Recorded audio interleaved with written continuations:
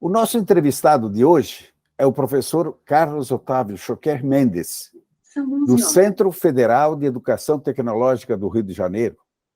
Ele é doutor e pós-doutor em engenharia elétrica e mestre na mesma área com foco na ciência da computação, inteligência artificial, internet das coisas e entre outras especialidades. Ele também é graduado em teologia. Ele é bisneto de imigrante italiano e teve a sua cidadania pelo lado materno reconhecida por via judicial no ano retrasado. Parte de seus ancestrais veio da Calábria. E é por isso que, antes de falarmos sobre os gargalos da cidadania, como prenota-me, transcrições, AIRE, etc., gostaríamos que o professor nos falasse um pouco de suas origens italianas e como foi a sua experiência quando buscou o reconhecimento judicial de sua cidadania. Bom dia a todos aí. É um prazer muito grande, né, participar dessa revista que eu já acompanho há algum tempo, né? Minha trajetória começa mais ou menos por volta de 84, né? Quando eu vi uma entrevista no Fantástico, muitos anos atrás, e naquela época você conseguia chegar no consulado italiano, não precisava agendar, né? Eu cheguei na recepção embaixo, já me dirigi diretamente ao andar lá e conversei com uma funcionária do consulado. Aí ela pediu um momento, foi no arquivo, eu era muito jovem, na minha inocência, falou, posso ir junto? Ela falou assim, não, aqui você não pode entrar. Era um arquivo, eu tenho um do meu bisavô, em que época que ele chegou no Brasil, pediu o nome completo, aí ela veio, falou que não tinha achado nada, e também, aí eu comecei a explicar que era minha avó tinha nascido em 1910, ela falou, não, então não pode, você não tem direito. Aí eu saí de lá muito triste, porque eu venho de uma família que o pessoal falava italiano, né? Meu bisavô não conhecia, mas minha bisavó era filha de italiano, nascida na Itália, perdão, né? E a gente falava, minha mãe estudou italiano, conversava com a avó dela, enfim, né? Então, eu vim já com essa raiz, né? Meu objetivo, na verdade, de obter o reconhecimento da cidadania era exatamente uma questão pessoal, não uma questão de penso até que me aposentar, morar lá e tudo, mas assim, era uma coisa, uma satisfação pessoal, ser reconhecido italiano, né?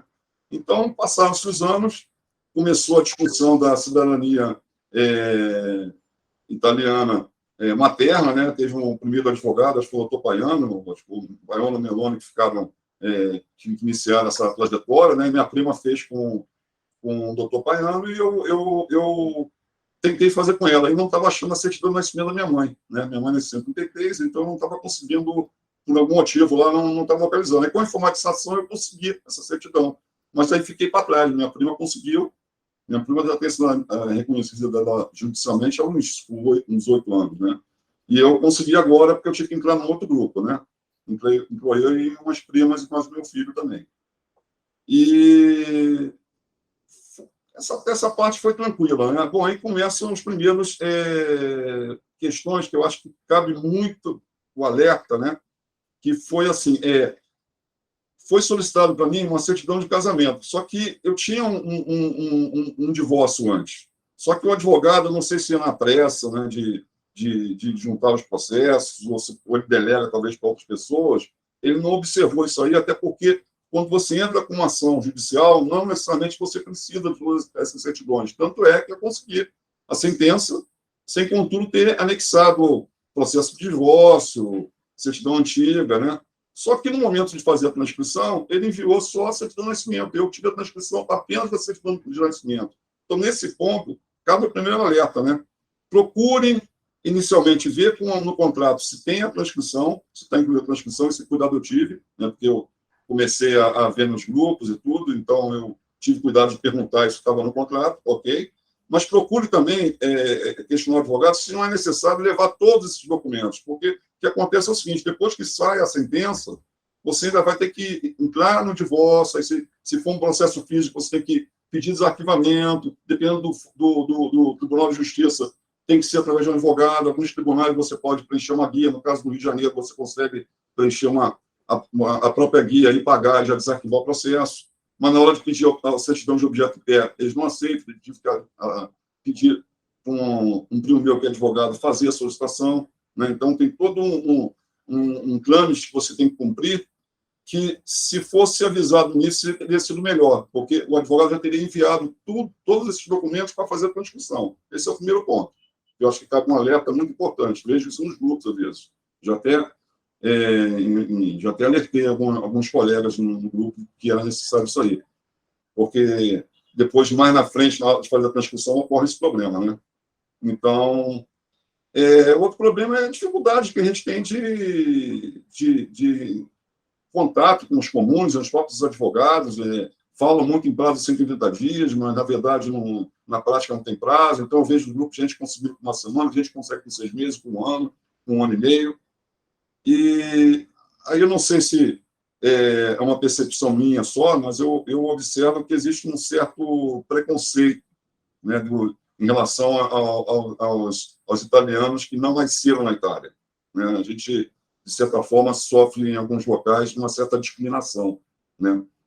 Talvez com uma certa parte da cultura do local e tudo, né? Tem até um colega meu que é amiga dele foi no Comune e a pessoa falou assim: poxa, você é brasileiro, você está fazendo aqui, vai para sua terra, sabe? Então, um negócio assim muito desagradável. Ela ficou até muito triste. Ela foi pessoalmente a fixar a residência, ela estava com a cidadania dela judicial, estava com a sentença, tudo direitinho, já tinha até a transcrição, mas queria fazer identidade, passaporte, porque ela vai morar na Europa, não sei se necessariamente se ela vai morar na Itália, mas ela vai morar na Europa, então ela queria fixar a residência em comum onde foi registrado, né? Foi feita a transcrição, né? Porque nós, quando somos não nascidos na Itália, as certidões são transcritas no comune onde o dante causa, né, o italiano nascido na Itália, nasceu, ou a última residência dele na Itália, né? Então, por esse motivo, inclusive, que o meu foi transcrito no comune de Paula, né? E você, de sobrenome italiano, é Provenzano? Provenzano, sim, Provenzano, com muito orgulho. Eu tenho muito orgulho de ser um descendente italiano, né? De ser hoje um italiano reconhecido, né? O Carlos Otávio, você tem alguma experiência na área da informática aí, com todo esse currículo ali? Você talvez pudesse nos dar uma apreciação, fazer uma apreciação aí sobre esse sistema de agendamento. Você tem acompanhado, pelo que diz nossos debates acerca aí. Nós estamos diante de um programa, me parece bastante polivalente, bastante completo, mas ele tem a parte de configuração, isto é, os consulados aqui, cada um poderia, ou a embaixada, não sei de onde veio a orientação, até hoje não conseguimos descobrir se é geral do Ministério ou é dos consulados especificamente, eles não habilitam certos recursos, como, por exemplo, a fila de espera, como, por exemplo, o impedimento da ação daquele robotizada, né, que mata qualquer cidadão comum na briga pelo agendamento, né? Como é que você analisa esse programa? Você teve te debruçando sobre esse assunto? O colega que deu uma entrevista no outro dia, né, falou eu até inclusive em cima do post que vocês colocaram lá, eu coloquei até um link para o manual, né? Acho que foi o manual que ele deve ter acessado, deve ter lido, né? Uhum. Esse manual, na verdade, é um front-end. O que é um front-end, na verdade? É a parte do usuário, quer dizer, é um manual do usuário, a pessoa que vai utilizar o sistema. Não é um manual de quem está desenvolvendo o sistema, quem está dentro do consulado, né?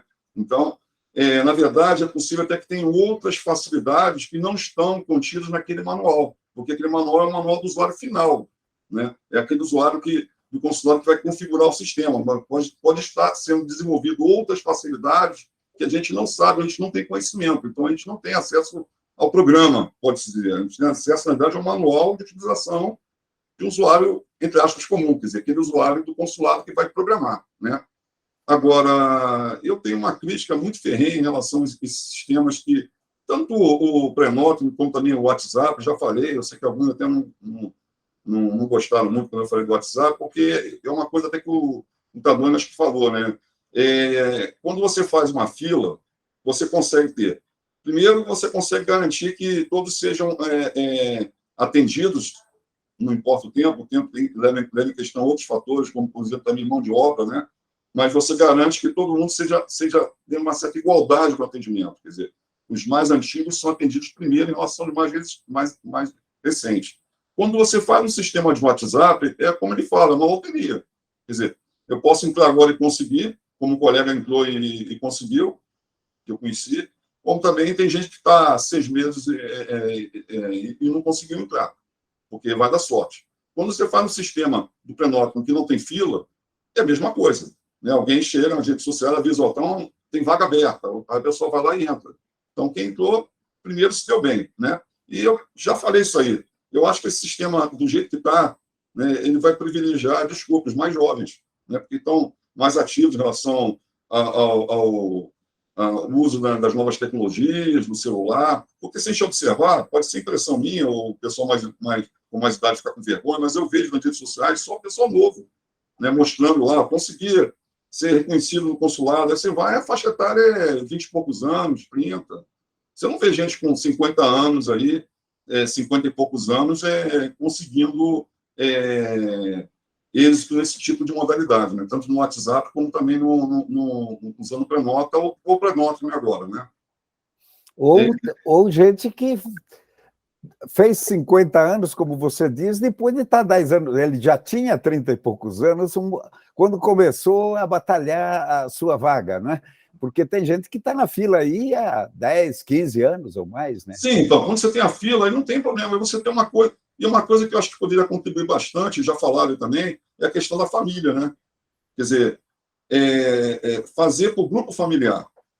Por quê? Porque senão eu entro, aí depois meu filho entra, quer dizer, então vai olhar a pasta, quer dizer, então é um retrabalho, desnecessário, né? E um outro ponto aí, aproveitando o gancho, é a questão do filho direto, né? Isso é um outro problema, né? Se você pegar a legislação, já vi o pessoal falar e tudo, o dante causa é o último italiano reconhecido. Então, se mais tarde meu filho não for reconhecido, o filho dele, o meu neto, quiser, deveria fazer a partir de mim, por exemplo, se meu filho não fosse reconhecido. E não a partir do meu dante causa, lá do meu bisavô. Né? Porque já foi feita toda essa triagem, foi feita toda essa análise. Não faz sentido a gente ir muito para trás. E outra, se você faz junto, né, ainda, você ganha em tempo, né, o consulado ganha em produtividade, porque ao analisar esse dante causa, você pega os primos, os tios, todo mundo, né? Isso evita de você ter um retrabalho. Esse retrabalho é que eu acho que vai consumir um tempo, né? Mas eu diria para você o seguinte: hoje nós não temos, né, como saber nesse esquema, né, salvo se existe alguma coisa interna, né, algum log, não tem como você levantar uma estatística, né, de quantas pessoas estão efetivamente tentando, né, porque a fila traz isso. Agora, vamos para o outro lado. Né? Tudo bem, é gravado, a minha opinião é pessoal, que eu vou falar. Né? Eu acho que, na verdade, precisa ver também qual é a boa vontade, né, da administração pública, né, de reconhecer esses italianos, porque o que me parece aí que está havendo uma certa...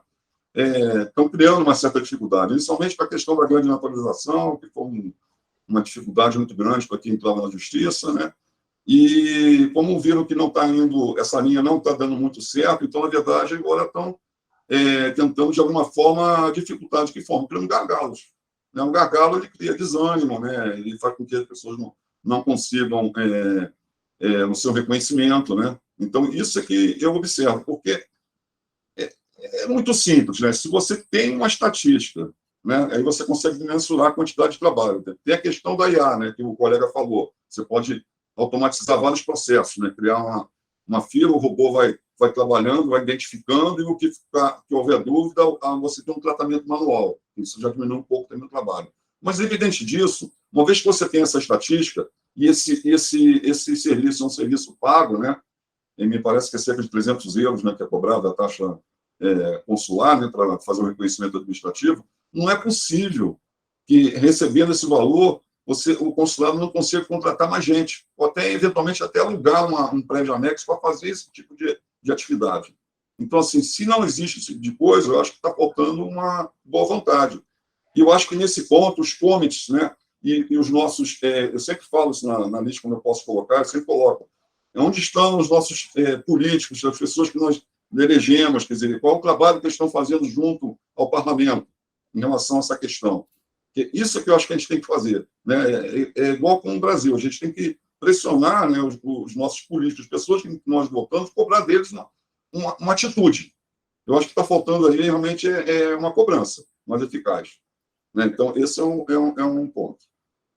Zé, você já tocou no gargalo, talvez, principal do momento agora, com essa opinião tua, que mais ou menos confirma o sentimento que se tem aí de que, na verdade, o obstrucionismo consular é alguma coisa que é atuante e atual, né? Você falava também das transcrições e do aire.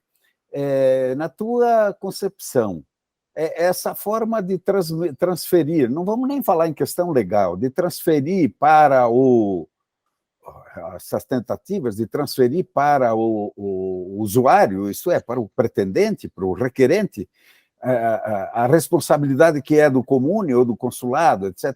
Isso tudo faria parte desse grande trabalho de obstrução. Pelo menos esse é o conceito que se forma por aí. Você tocou num assunto também importante, que é o problema de falta de reação ou pouca reação, fraca reação das nossas representações políticas. Aí entramos na questão do preconceito. Como professor, como alguém que se dedica, inclusive, à formação das futuras gerações, como é que você vê essa questão toda? Quer dizer, se nós fôssemos nova-iorquinos, certamente o tratamento, isso todo mundo me diz, seria outro. Quando é que nós vamos sair desse buraco? Eu vejo assim, é uma questão um pouco cultural, né? Mas eu acho também que, de alguma forma, né, a gente tem que fazer uma meia-culpa, né? Nós, brasileiros, somos um pouco... Ítalos brasileiros são um pouco culpados, né? Porque muitos querem, às vezes, o passaporte, só o passaporte para viajar. Quer dizer, está faltando, talvez, uma identificação maior, né, com a cultura italiana, sabe? Eu acho que é bem mais que isso, tá? Uma vez eu falei isso para o meu advogado, eu falei, olha... Ele falou, não, faz aí o processo, manda via consulado a documentação que está faltando para fazer a transcrição. Eu falei, não, ele foi contratado o serviço que você tem que fazer e, além do mais, é o seguinte, eu não estou com pressa. A minha questão não é essa. Eu quero regularizar a minha situação como cidadão italiano. O meu querer é muito maior do que um simples passaporte. O passaporte pode ser, mais na frente, uma consequência, mas, na verdade, a minha questão é uma questão pessoal. Então, assim, eu acho que falta, às vezes, talvez um certo sentimento. Talvez pela quantidade de gerações, né? Quer dizer, está muito para frente, né? Eu vejo, no caso do meu filho, por exemplo, tataravô, sabe? Ele já fica mais distante, quer dizer, cada vez vai ficando muito distante, vai perder uma certa identidade. Por outro lado, nós todos sabemos que a Itália é um país velho, mais velho do que o Brasil está se tornando, né? E vai precisar, com certeza, de novas pessoas, né, entrando no mercado de trabalho, fazendo a roda girar, né? Então, já vi também essa discussão, outras pessoas já falaram aí, isso é fato, né? Realmente, a Itália precisa realmente de gente nova. Isso é fato, senão vai morrer, né? O país, como nós estamos vendo, ele vai deixar de existir, né? Porque o que eu escuto falar, né, o que eu vejo é que os jovens nascidos na Itália normalmente acabam indo para outros países. Então, resta o quê? Os ítalos descendentes, né, que não nasceram na Itália, tentar, de alguma forma, ocupar esse espaço, né? Mas ocupar esse espaço, assim, com respeito, né, entendendo que nós não temos só direitos, né? Nós temos também deveres, né? Eu sempre falo isso aí, que o pessoal começa a falar, mas e os deveres? Tem deveres, né? Um dia até o pessoal criou uma discussão off-topic lá falando, mas se tiver a guerra da Ucrânia, se a Itália for chamado, quem é cidadão italiano tem que ir? Sim, tem que ir, você é um cidadão italiano, você vai ter que ir, né? Então, eu falo, não é só os deveres, né? Não sei, nós brasileiros temos essa coisa de querer só saber quais são os deveres, mas não saber os nossos direitos, quer dizer, então, aliás, os direitos, né? A gente só quer saber os deveres, então, não é assim, nós temos nossos deveres, e na Itália também existe uma legislação também lá, que é um pouco diferente da nossa, né? Então, é isso. Bom, você toca aí numa questão obviamente, bastante sensível, mas não podemos esquecer que cada país, ou principalmente o Brasil, tem uma história um pouco singular nessa questão da imigração. Nós fomos proibidos de manifestar nossas origens. Se o cara era alemão, se o cara era japonês, se o cara era italiano, teve um período aí que era até perigoso, teve gente que trocou de nome, etc., para não ter problemas.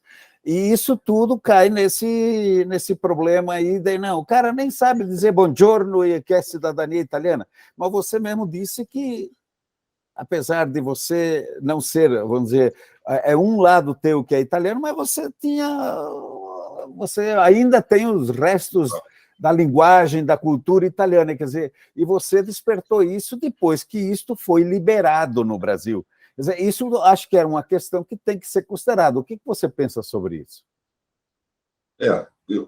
Realmente você está coberto de razão, né? Mas eu penso assim, que, na verdade, se a gente assume ser cidadão em outro país, a gente tem que minimamente tentar, se a gente não teve acesso a essa cultura, a gente tentar estudar a língua, né, ter contato, procurar se inteirar, ver o que está acontecendo no país, né, como a gente está agora, e a sua revista é importante, os grupos são importantes, né, escutar uma rádio também italiana também de notícias, eu acho que também é importante.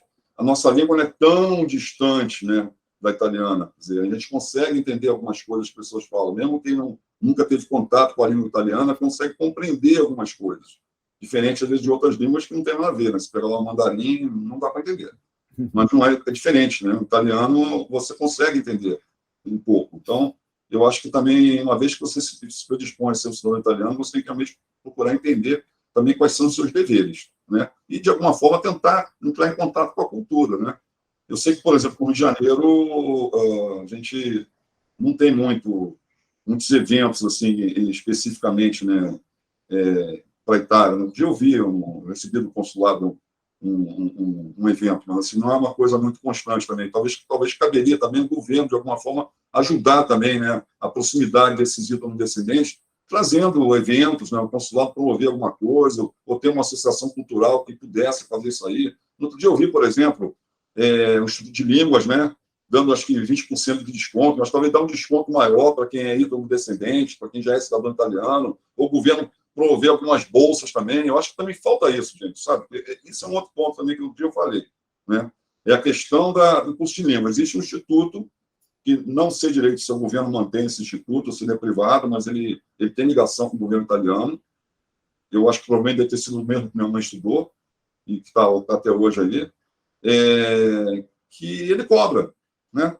E aí, se ele cobra, tem alguns intérpretes que não tem condição, às vezes a pessoa até quer aprender a língua, até tem vontade e possivelmente até quer ingressar no mercado de trabalho lá, é uma pessoa com uma qualificação, né? E ele não consegue porque ele não tem dinheiro, né, para estudar. Talvez, se o governo criasse algum programa, alguma coisa, eu sei que, para quem mora na Itália, tem isso aí, né? Alguns comuns têm um setor de língua lá e isso é gratuito, não é cobrado. Por que não fazer isso para o exterior também? Por que só na Itália?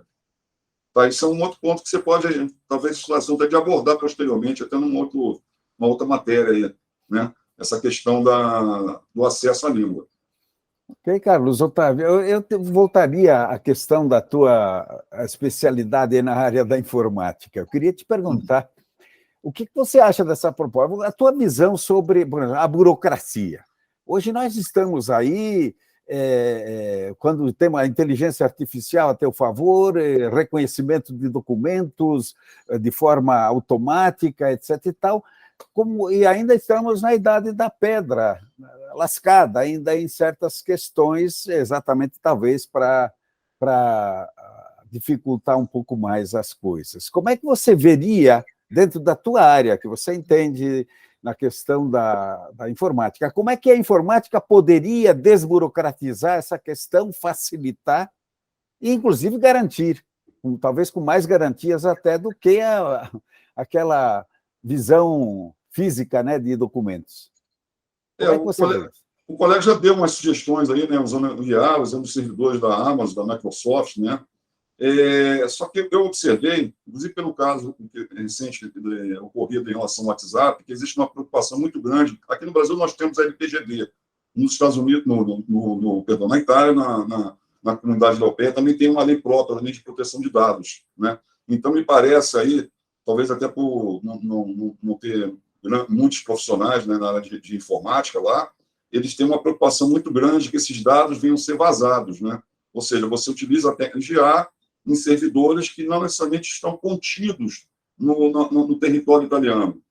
Ou se estão contidos no território italiano, aquela informação pode ser vazada para outros países, né? Então, eu acho que essa é a preocupação maior deles ali, talvez tenha uma certa resistência a usar essas técnicas de IA que o colega propôs, que com certeza pode utilizar em banco, tudo se abre conta rapidamente, né? Até citou o exemplo das contas bancárias em bancos virtuais, que isso aí é aberto rapidamente, sem, contudo, ter uma intervenção do funcionário. Ele só vai intervir se efetivamente ele houver alguma dúvida, né? E o próprio mecanismo de IA vai aprendendo isso aí. Cada vez mais ele vai precisar de menos interferência humana, né? Então, me parece que o maior problema aí nesse caso é a questão realmente do vazamento de dados. Tem muita preocupação com relação a isso. Não sei se isso passaria com uma certa facilidade, mas é como eu coloquei antes. Quer dizer, a informática pode ajudar no sistema de fila, por exemplo, né, que não possa usar a técnica de IA, você consegue mensurar efetivamente qual é essa população, quer dizer, qual é essa quantidade de pessoas que estão efetivamente numa fila, estão solicitando, né? Mas eu percebo que, por outro lado, eles talvez não queiram deixar essa fila para evitar mais ações na justiça contra filas. Não que você não possa fazer, porque os advogados utilizam outros métodos, tipo print de tela e etc. Mas, se você tiver uma fila, efetivamente, você consegue um embasamento talvez melhor, né? Eu não sou advogado, mas com certeza você vai conseguir um embasamento melhor para dizer, olha, a fila é uma fila. Você não vai atender isso em 2 anos, está claro. Você tem um número X de funcionários, tem 5 funcionários aí, 10 funcionários no consulado para fazer esse tipo de atividade, fazendo, sei lá, X reconhecimentos por dia. Então, você faz uma conta em um ano, você sabe efetivamente quanto eles conseguem dar conta. E você vê a quantidade, você sabe que vai demorar muito mais anos, né? Eu diria que, não sei se você teria mais algo a dizer, eu deixaria a palavra livre aí, professor, Okay. para suas considerações finais, o que eu não perguntei, que o senhor gostaria de falar sobre o assunto.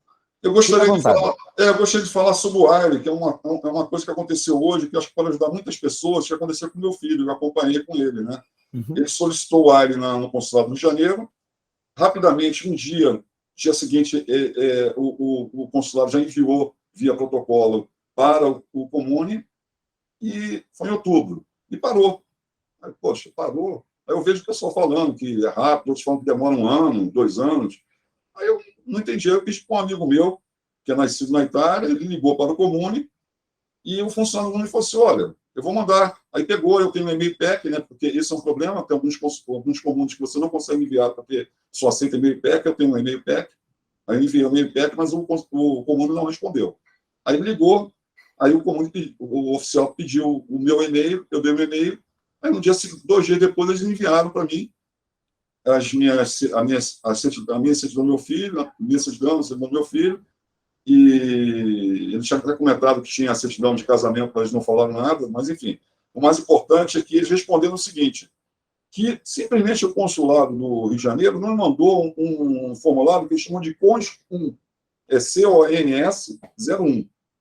Então, dentre os documentos que o consulado tem que enviar, que você envia via FastTit, o consulado tem que preencher esse formulário. E como ele não preencheu esse formulário, simplesmente o Comune não escreveu o meu filho no AIRE. Só que eu não ia saber. Eu não sei até que ponto também o Comune enviou para o e-mail dizendo, olha, está faltando esse formulário. Então, às vezes, faz falta comunicação. Então, esse problema que o meu filho está vivenciando, depois que eu coloquei no grupo, outras pessoas disseram que também estavam com o mesmo problema, descobriram por um acaso. Então, cabe um alerta, né, muito importante para as pessoas. Se estiver demorando muito, verifique um Comune ou um consulado se não houve uma falha no envio desse documento, porque eu tenho, né, esse e-mail, inclusive, documentado do Comune, respondendo para mim, dizendo que está faltando esse formulário. Então, isso é uma coisa muito importante. Eu acho que isso aí a gente não chegou a falar. Aliás, você tocou numa questão ali, professor, volto então a perguntar.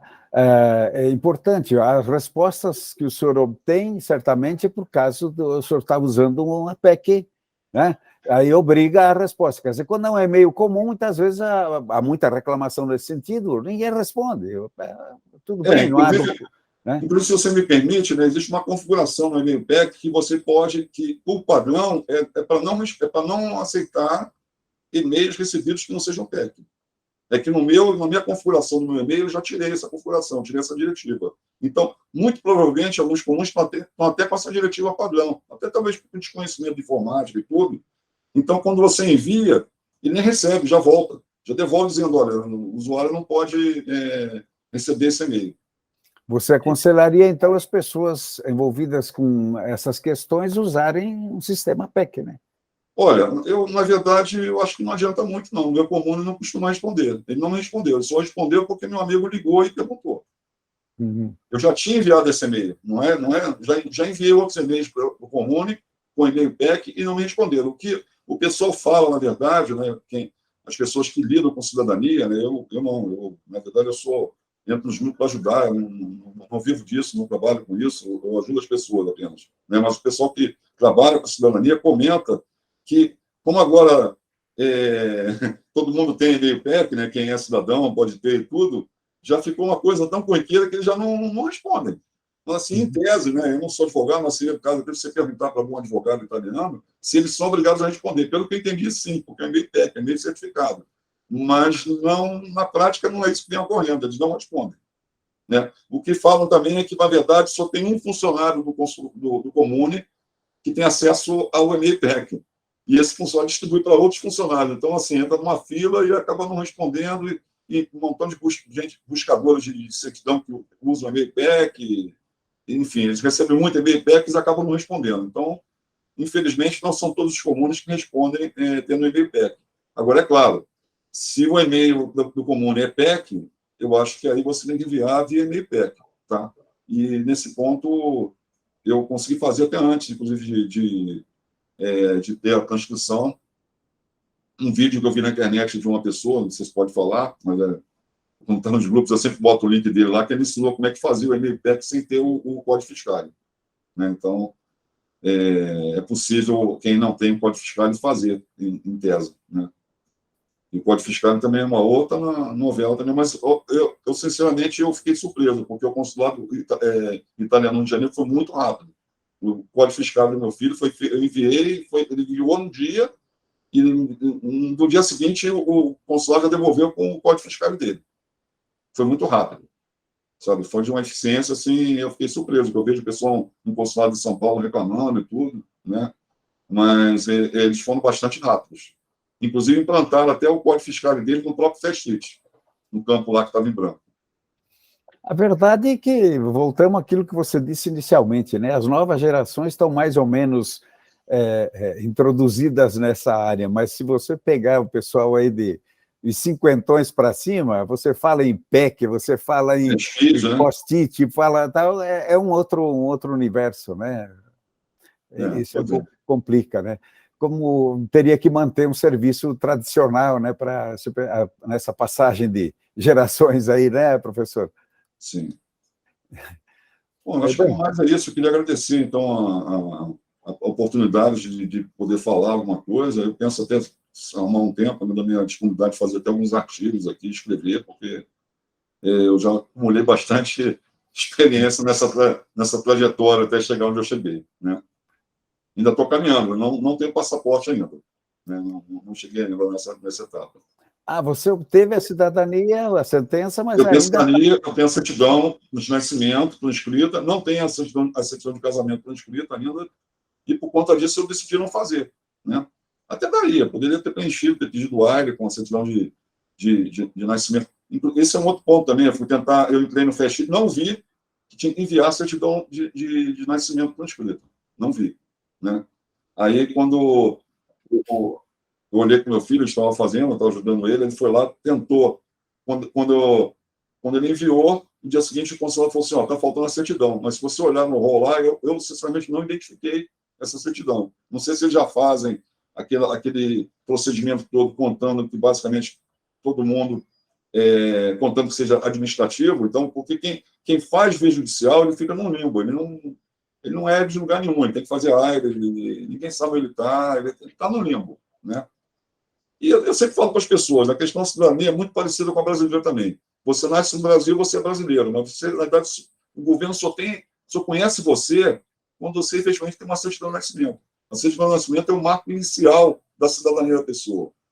E isso acontece com os ídolos brasileiros ou os italianos reconhecidos de forma judicial. Eles têm uma sentença que diz, você é italiano, estou reconhecendo você italiano, mas o governo, né, os programas sociais, todo esse processo, né, que vai identificar a pessoa como italiano, não vai acontecer enquanto não tiver a certidão transcrita.